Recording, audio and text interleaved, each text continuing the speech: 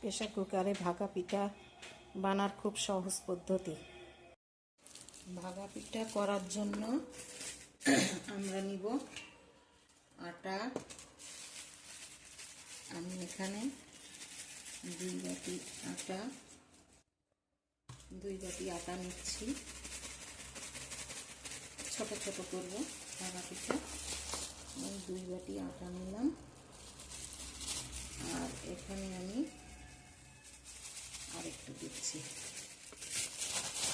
2 বাটি আটা নিলাম। আর আমি এখানে দিচ্ছি সামান্য একটু লবণ। আর এখানে জল দিব, ঠান্ডা জল দিয়ে হালকা করে এটাকে মাখবো এইভাবে।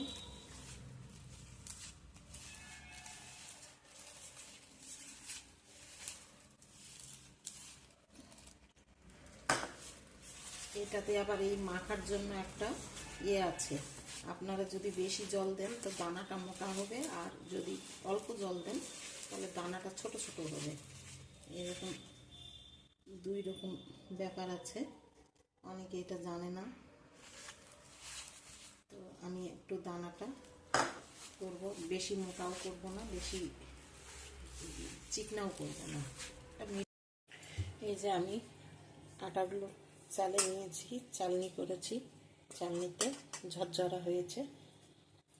আর এখানে আমি বাটিতে গুড় নিয়েছি, গুড়টা ভেঙে নিয়েছি, এটা দিব বাঁকা পিঠার মধ্যে। আর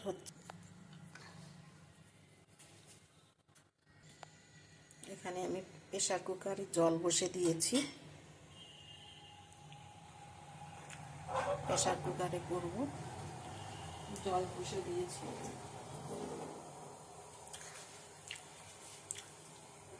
এটাকে আমি এখন, আর এই যে ঢাকনাটা, ঢাকনার মধ্যে এখানে আমি একটা কাপড় বেঁধে দিয়েছি, কেননা আমি এই ঢাকনার মধ্যে এইটা বসে দিব, যার জন্য এটা দিলে বেশি উঁচু হয়ে যাচ্ছে, যার জন্য আমি কাপড়টা বেঁধে দিয়েছি যাতে ইজিভাবে বসে।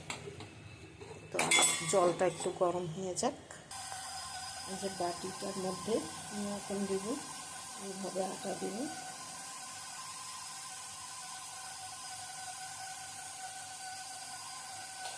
তার মধ্যে গুড় দিয়ে দিব।